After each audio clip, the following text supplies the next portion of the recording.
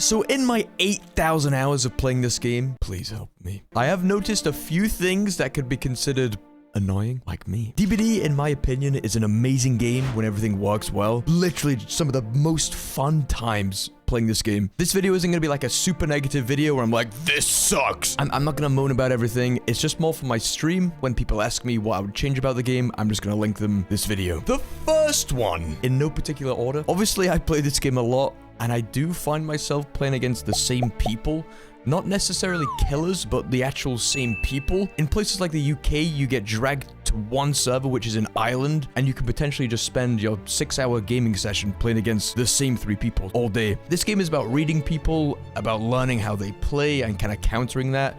And if you already know what the game is going to be running, who they're going to be playing, how they're going to play, how they like mind game, it just takes away a big part of the game. I feel like maybe they could add a different option so you could choose a different server that you could play on that has acceptable ping, or maybe like a player prevention system so you can't play against the same player twice in a row, just so you can get a bigger pool of players and keep it nice and fresh. Now, this one is, I talk about this a lot, and it's the main reason I'm making this video, just so I don't fall into the trap of talking about this, and I'm sure you know, it is ping. I'm a little bit of a ping princess, I'm gonna lie. I like it nice and low, I do, but for whatever reason, DBD's ping is just doubled, and is higher than any other game. Ping is basically how long it takes to send and receive signals, and it does cause a lot of issues like hitboxes. In this game, the hitboxes are actually not that bad.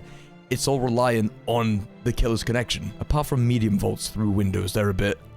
Obviously, not everyone has the luxury of having great internet connection, and it's definitely not the player's fault. They just want to play their game. But when you play against someone with bad connection, it just makes the experience kind of pointless. I love the gameplay of greeting pallets, hugging walls so tight you get that extra meter of distance, and you can just make that window one more time. But then you have a killer VPNing from Mars to make their hits worse, so they can win easier. Just kind of really destroys the enjoyment for me, and it does happen quite a lot. Maybe it's just because I play the game a lot, and if I didn't play it as much, it wouldn't annoy me. So then again, like, it is kind of my own fault, I get that. But I do wonder if there's anything that they could do so the players that do have good internet connection don't get, you know, punished for it, basically. And when I say the difference between 28 ping and 50 ping, it is literally like playing a different game. Pallets pull down every time, you don't get hit through windows. Obviously, if the killer has bad connection, GG, you know, your game's still gonna suck, but I think it is very, very important in this game. I know some of you gamers play on like 200 ping out there, and you're 10 times better than I am because of it, but I do just think it would make the game a lot more enjoyable for everyone, if it was even possible for the devs to do anything about it. The next one, bad map collision. So in the last point, I was talking about greeting and like hugging loops as tight as you can to get more distance, and then for whatever reason, there's a random plant put in the way. I'm not too sure if it's intentional for them to be like random stuff for you to get stuck on, but it is very frustrating. Aside from that, there is a lot of parts of some maps where you just get stuck. There's invisible walls and you can't really loop as tightly as it looks like you can. Then your character stops moving because of it. And if you get hit because of that, it can be very frustrating. But I would be so down if the devs wanted someone to go around each map and find the collision that is not quite right. I would literally do that. So the next point is a little bit of a skill issue on my part, I won't lie, and that is I'm slightly colorblind. And of course, it's the color that is most important to DBD, which is red. So playing Survivor is not too difficult at all. The main thing you miss out on is the red stains, sometimes a little bit of auras on maps like the Coldwind Farm. Everything just kind of blends in and it makes it a little bit tricky, but it's still kind of playable. But on the other hand, killer is just impossible. Scratch marks aren't visible.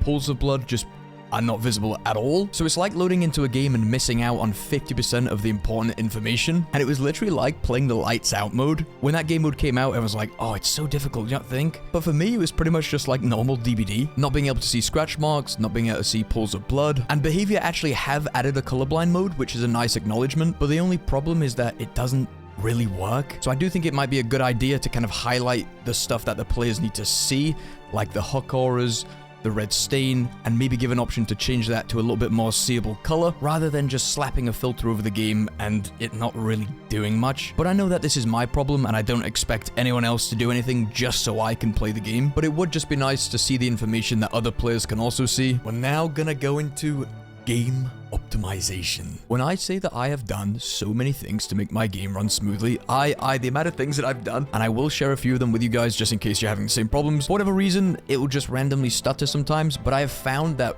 running the game in full screen is such a big help. A lot of people playing windowed full screen, and I know the convenience of just being able to tab out, go to the monitor and do stuff, but if you put your game in full screen, it helps so much because your PC is dedicating all of its resources to that game. So that helped a lot. I also deleted all of my shaders of DBD and then set the maximum amount of shaders that could be saved to 100 gigabytes. It might be a little bit stuttery for a while, but when it kind of generates them all, they're saved and they don't have to render in for each game out every single time you load the game again. I think they're actually changing the way that the shaders generate, which is when you first launch the game, now that they're moving to Unreal Engine 5, which might actually solve a lot of DBD stutters and performance issues. But overall, run your game in full screen. I think it even lowers input delay, which DBD is a bit horrific with, but it means that every single action that you do in the game, it's going to register it a lot faster. The next point. So this point actually leads back to the first one about playing against the same player, but it's actually playing against the same killer back to back. And it might not seem like a big thing, you know, you get the same killer back to back, but when you maybe play against, for example,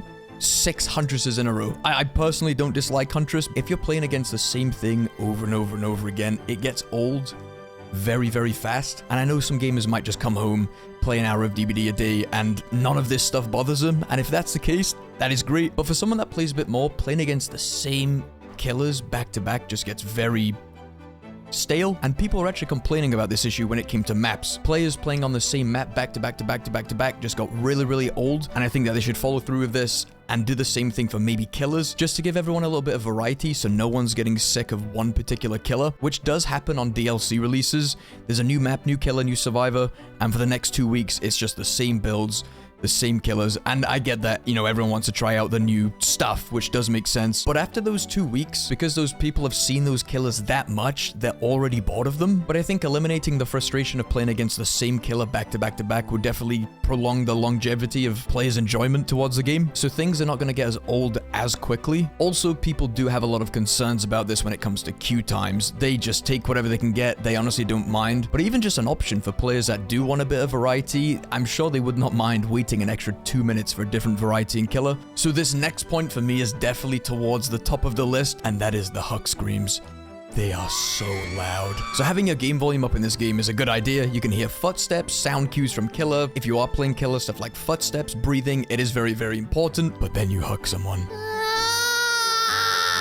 directly into the ear canal, and it is the most ear-piercing sound ever. It may be a good idea to just turn them down a little bit just so they're nicely equalized with everything else, or even just an option to turn them off when you're Hucked in general. So to anyone that asks me on my stream, these are the changes that I would make, and I'm not trying to bitch about everything in the game. I do love this game, but for me, these things would just make it a whole lot more enjoyable, and I've tried to expand as much as I can in each category. But yeah, see you all on stream, gamers.